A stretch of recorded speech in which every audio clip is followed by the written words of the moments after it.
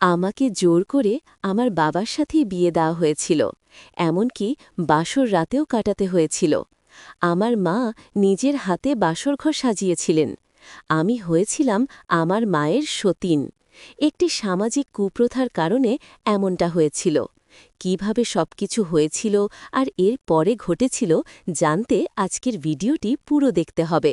তো চলো আজকের গল্পটি শুরু করা যাক। বন্ধুরা, আমার নাম নাফিসা। আমি দেখতে খুবই সুন্দরী আর গায়ের ধবধবে ফর্সা। আমাদের ছোট্ট পরিবার, বাবা, মা আর আমি। বাবা ছিলেন একজন স্কুল শিক্ষক। হঠাৎ করেই একদিন তিনি অসুস্থ হয়ে পড়লেন। ডাক্তার দেখানো, ওষুধপত্র কেনা সব কিছুতেই প্রচুর টাকা লাগছিল। কিন্তু বাবার অসুখ সারল না। তিনি চলে গেলেন না ফেরার দেশে। বাবার মৃত্যুর পর আমাদের সংসারে নেমে এলো ঘোর অন্ধকার। হাতের জমানো কাকাও সব ফুরিয়ে গেল। পড়ে গেলাম মহাবিপদের মুখে। সেই কঠিন সময়ে এগিয়ে এলেন বাবার এক বন্ধু অরুণ কাকু। তিনি আমাদের গ্রামেরই একজন বড়লোক ও ধনী মানুষ। অরুণ কাকু আমাদের প্রয়োজনীয় জরুরি খরচগুলো দিতে শুরু করলেন। তার সাহায্য না পেলে হয়তো আমরা সত্যিই না খেয়ে থাকতাম। আগে মাকে বাড়ি বাড়ি গিয়ে কাজ করতে হতো। সকাল থেকে সন্ধ্যা পর্যন্ত কাজ করেও ঠিকঠাক সংসার চালাতে পারতেন না। অরুণ কাকুর সাহায্য পাওয়ার পর মাকে আর বাইরে কাজ করতে যেতে হয়নি। মা চাইতেন আমি যেন উচ্চশিক্ষিত হই। আমার পড়াশোনার খরচের জন্য মাকে প্রায়ই অরুণ কাকুর কাছে টাকা চাইতে হতো। এভাবেই কয়েক বছর কেটে গেল। আমি তখন স্কুলের গণ্ডি পেরিয়ে কলেজে ভর্তি হয়েছি। একদিন অরুণ কাকু আমাদের বাড়িতে এলেন। মায়ের সাথে কথা বলছিলেন। আমি শুনতে পেলাম তিনি মাকে বিয়ের প্রস্তাব দিচ্ছেন। তিনি বললেন মায়ের দুঃখ কষ্ট দেখে তার খুব কষ্ট হয়। তিনি মাকে আশ্বাস দিলেন আমার ভবিষ্যতের দায়িত্ব তিনি নেবেন। অরুণ কাকুকে মা সবসময় শ্রদ্ধা করতেন। তার করা সাহায্যের জন্য কৃতজ্ঞ ছিলেন। মায়ের মনেও হয়তো তার জন্য একটা অনুভূতি তৈরি হয়েছিল। মা রাজি হয়ে গেলেন। কিন্তু আমি এই বিয়েতে একদম রাজি ছিলাম না। আমার একজনের গভীর প্রেমের সম্পর্ক ছিল। ওর নাম রাহুল। আমরা একই কলেজে পড়তাম। আমরা প্রায় দিন লুকিয়ে লুকিয়ে দেখা করতাম। আমার বিবাহিত বান্ধবী রিয়া জানত আমাদের সম্পর্কের কথা। যখন মা আমাকে জানালেন তিনি অরুণ কাকুকে বিয়ে করতে যাচ্ছেন, আমার মাথায় যেন বাজ পড়ল। আমি মাকে বললাম, মা, তুমি এটা কি করছো? এত বড় একটা সিদ্ধান্ত তুমি নিলে কিভাবে? তুমি কি জানো না অরুণ কাকুর চরিত্র কেমন? মা অবাক হয়ে আমার দিকে তাকালেন। কি বলছিস তুই নাফিসা? অরুণ ভাই না থাকলে আমার আজও অন্যের বাড়িতে কাজ করে সংসার চালাতে হতো। তোর পড়াশোনাও বন্ধ হয়ে যেত। আমি বললাম, তুমি শুধু নিজের সুখের কথাই ভাবছ। মায়ের মুখ রাগে লাল হয়ে উঠল। তিনি আমার গালে এক চড় মারলেন। তুই কি বলছিস? তুই বুঝিস না, বারবার তার কাছ থেকে টাকা চাওয়াটাও কি খুব ভালো কাজ? তোর মুখের দিকে চেয়ে আমি এতদিন সহ্য করেছি। বিয়ে করে নিলে আর ছোট হতে হবে না। আমার চোখে পানি এসে গেল। আমি বুঝতে পারলাম মাকে আমার আসল কথাটা বলতেই হবে। আমি কাঁদতে কাঁদতে বললাম, মা, তুমি কি জানো না আমাদের সমাজের সেই প্রথার কথা? যদি কোনো বিধবা মহিলা বিয়ে করে তাহলে সেই মহিলার মেয়েকেও তার নতুন স্বামীর সাথে বিয়ে দিতে হয়। এই প্রথার কারণে কত মেয়ের জীবন শেষ হয়ে গেছে। তোমার বিয়ের 2 মাস পরেই আমাকেও অরুণ কাকুকে বিয়ে করতে হবে, যে মানুষটাকে আমি এতদিন কাকু বলে ডেকেছি। তোমার বিয়ের পর যে আমার বাবা হবে তাকেই স্বামী বলে মেনে নিতে হবে। মায়ের মুখ শুকিয়ে গেল। তিনি কিছু বললেন না।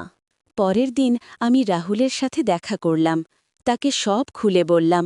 সব শুনে রাহুলের চোখ কপালে উঠে গেল। সে প্রচণ্ড রেগে গেল। এসব কি কথা নাফিসা? এটা হতে পারে না। আজ রাতেই আমরা পালিয়ে অন্য কোথাও চড়ে যাব। আমার মন ভয়ে আর কষ্টে কেঁদে উঠল। পালিয়ে যাওয়া কি এতই সহজ? আমি চিন্তায় পড়ে গেলাম। পরের দিন আমি আমার বিশ্বস্ত বান্ধবী রিয়ার সাথে দেখা করলাম। তাকে সব বললাম। রাহুলের পালিয়ে যাওয়ার প্রস্তাবটাও বলল। রিয়া সব শোনার পর বলল, নাফিসা, আমাদের সমাজ পালিয়ে যাওয়া মেয়েদের ক্ষমা করে না। তাদের জীবন একেবারে নরক হয়ে যায়। আর ভাবত, তুই পালিয়ে গেলে তোর মায়ের কি হবে? লোকেরা তাকে কত কটু কথা বলবে, সমাজে কতটা নিচু হয়ে যাবে। আমি বললাম, তাহলে আমি কি করব রিয়া? অরুণ কাকুকে বিয়ে করব? দেখলেই আমার গা শিউরে ওঠে।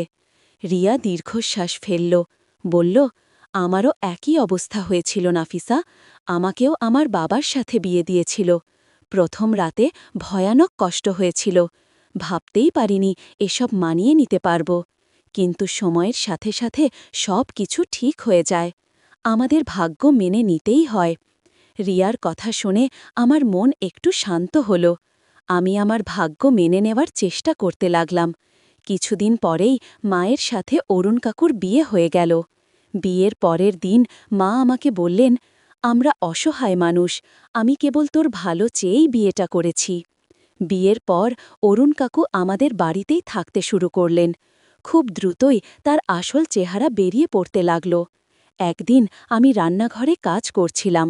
হঠাৎ পেছন থেকে এসে অরুণ কাকু আমাকে শক্ত করে জড়িয়ে ধরলেন। এরপর বললেন, নাফিসা, মাত্র 2 মাস পরে তুমিও আমার স্ত্রী হবে। আমি চিৎকার দিয়ে উঠলাম, ছাড়ো আমাকে, ছাড়ো। আমার চিৎকার শুনে মা ছুটে আসলেন। মা আমাকে অরুণ কাকুর জড়িয়ে ধরা অবস্থায় দেখতে পেলেন। মায়ের মুখ বিবর্ণ হয়ে গেল। অরুণ কাকু মায়ের দিকে তাকিয়ে হেসে বললেন, দেখে কি খারাপ লাগছে? এই দৃশ্য দেখারই অভ্যাস করে নিতে হবে, কারণ শিগগিরই নাফিসা আমার দ্বিতীয় বউ হবে। সেদিন থেকে অরুণ কাকু প্রায়ই সুযোগ পেলেই আমার দিকে অশালীনভাবে তাকাতেন। ইচ্ছে করেই আমার গায়ে হাত দিতেন। আমি মাকে বলতাম, মা, বলতেন, সব কিছু ভগবানের ইচ্ছা, নাফিসা সহ্য করে নেয়। 2 মাস কেটে গেল। আমার 20তম জন্মদিনের ঠিক পরের সপ্তাহে আমাকে জোর করে অরুণ কাকুর অর্থাৎ আমার বাগার সাথে দিয়ে দেওয়া হল। বিয়ের রাত আমার মা নিজের হাতে আমাদের বাসরঘর সাজিয়ে দিলেন। পুরো ঘর সাজানো, বিছানায় ফুল ছড়ানো। মা আমার কাছে এসে আমার মাথায় হাত বুলিয়ে দিলেন। মা, তুই আমাকে ক্ষমা করিস, সমাজের এই নিয়মের বিরুদ্ধে দাঁড়ানোর শক্তি আমার ছিল না। মায়ের কথা শেষ হতেই বাবা বিয়ের পোশাক পরে ঘরে ঢুকলেন। তিনি মায়ের দিকে তীক্ষ্ণ দৃষ্টিতে তাকিয়ে বললেন, এখন তুমি যেতে পারো। মা ঘর থেকে বেরিয়ে গেলেন। দরজা বন্ধ হল। আমার শরীর কাঁপছিল। বাবা আমার দিকে এগিয়ে এলেন। আমি পিছিয়ে গেলাম, ভয়ে কুঁকড়ে গেলাম। তিনি আমার হাত ধরে টেনে নিলেন। আমার ইচ্ছার সম্পূর্ণ বিরুদ্ধে তার অধিকার প্রতিষ্ঠা করলেন। সেই সময়ের যন্ত্রণা আমি কোনো দিন ভুলব না। পরের দিন সকালে আমি গোসল করে বারান্দায় দাঁড়িয়ে ভিজে চুল শোকালাম। এর পরের দিনগুলোতে একটা বড় পরিবর্তন এলো। প্রথম দিকে অরুণ কাকু শুধু নিজের ইচ্ছা চাহিদার করার জন্যই আমার কাছে আসতেন। কিন্তু ধীরে ধীরে তিনি আমার প্রতি অন্যরকম ব্যবহার করতে শুরু করলেন। তিনি আমার কথা শুনতেন, আমার পছন্দ অপছন্দের খেয়াল রাখতেন। তিনি আমাকে দামি শাড়ি গহনা উপহার দিতে শুরু করলেন। আমার মনও যেন নরম হতে লাগল। তার যত্নে আমার মনে এক ধরনের কৃতজ্ঞতা ধীরে ধীরে এক অদ্ভুত ভালো লাগা জন্ম নিতে শুরু করল। বাবা তার প্রথম স্ত্রী অর্থাৎ আমার মাকে পুরোপুরি অবহেলা করতে শুরু করলেন। সারা দিন তিনি শুধু আমার সাথেই সময় কাটাতেন। মাকে তিনি একরকম এড়িয়েই চলতেন। তিনি মায়ের ঘরে যাওয়া একদম বন্ধ করে দিলেন। একদিন রাতে আমি শুনতে পেলাম মা অরুণ কাকুকে বলছেন, আমাকে একটু সময় দেবে না? বাবা বললেন, এখন আমাকে বিরক্ত করো না, আমি নাফিসার কাছে যাচ্ছি। এই বলে তিনি মাকে ধাক্কা দিয়ে আমার ঘরের দিকে এগিয়ে এলেন। আমি দরজার আড়াল থেকে মায়ের দিকে তাকালাম। তার চোখে মুখে ছিল তীব্র ঈর্ষা আর গভীর বেদনা। এরপর থেকে মা আমাকে আর সহ্য করতে পারতেন না। যখনই সুযোগ পেতেন আমার উদ্দেশ্যে কটু কথা বলতেন। একদিন দুপুরবেলা আমি মাকে বললাম, মা, খাবার দেবে? মা হঠাৎ প্রচণ্ডে রেগে গিয়ে বললেন, তুই নিজে রান্না করতে পারিস না? আমি কি তোর চাকরানি? তুই আমার জীবনটা একেবারে শেষ করে দিয়েছিস, আমার স্বামীকে কেড়ে নিয়েছিস। আমি মর্মাহতে হয়ে বললাম, মা, তুই ভুলে যাচ্ছ, সতীন হওয়ার আগে আমি তোমার মেয়ে। আমার কথায় মায়ের রাগ যে দ্বিগুণ হয়ে গেল। আমাকে অকথ্য ভাষায় গালাগালি করতে লাগলেন। ঠিক সেই মুহূর্তে বাবা মানে অরুণ কাকু ঘরে ঢুকলেন। তিনি মায়ের এমন ব্যবহার আর গালাগালি শুনে মায়ের গলা চেপে ধরে বললেন, তোর এত সাহস, তুই আমার বউকে মারিস, এখনই এই বাড়ি থেকে বের হয়ে যা। এটা শুনে মা পুরে স্তম্ভ হয়ে গেলেন। আমি বাবার হাত ধরে বললাম, না বাবা, মাকে বের করে দিও না।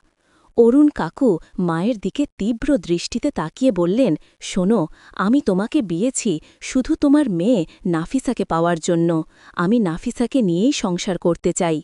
তুমি সতীন হয়ে থাকতে পারলে থাকো, না হলে চলে যাও। বাবার কথা শুনে মায়ের মুখে কোনো কথা রইল না। তিনি বুঝতে পারলেন একজন মা আর তার মেয়ে কখনোই একই পুরুষকে স্বামী হিসেবে গ্রহণ করে একসাথে সুখে থাকতে পারে না। এই সম্পর্ক স্বাভাবিক হতে পারে না। মা বাবাকে বলে দিলেন তিনি তালাক চান। বাবা তাতে রাজি হলেন। মা আমাদের বাড়ি ছেড়ে চলে গেলেন তার বাবার বাড়িতে। আমি দেখলাম মা চলে যাবার সময় একবারও পেছন ফিরে তাকালেন না। আমার চোখ দিয়ে পানি ঝরছিল। আমার মা চলে গেলেন, আর আমি রয়ে গেলাম আমার মায়ের সাথে। এখন আমি আমার বাবা অর্থাৎ অরুণ কাকুর সাথেই আছি। অনেক কিছু বদলেছে। তিনি এখন আমার অনেক যত্ন নেন। কিন্তু এটা কি পূর্ণতা? আমার মনে হয় না। কারণ এই সম্পর্কের ভিত্তি আমার মায়ের অসহায়তা, আমার জোর জবরদস্তি আর একটা নির্মম প্রথার ওপর দাঁড়িয়ে আছে। আমি চাই এই ধরনের অমানবিক প্রথা আমাদের সমাজ থেকে দূর হোক। এই প্রথা মা আর মেয়ের পবিত্র সম্পর্ককে নষ্ট করে দেয়।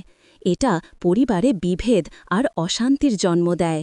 একজন মা আর তার মেয়ে একই পুরুষকে স্বামী হিসেবে গ্রহণ করে কখনোই সুখে থাকতে পারে না। এই প্রথা পিতার কন্যার সম্পর্কের মর্যাদাও নষ্ট করে।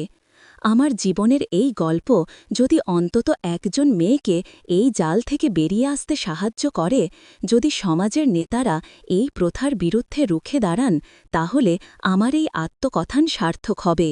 মনে রাখবেন, কোনো প্রথাই মানুষের আবেগ, সুসম্পর্ক আর নৈতিকতার চেয়ে বড় নয়। বন্ধুরা, ভিডিওটা ভালো লাগলে লাইক দিয়ে চ্যানেলটা সাবস্ক্রাইব করে দাও। দেখা হবে পরের কোনো ভিডিওতে।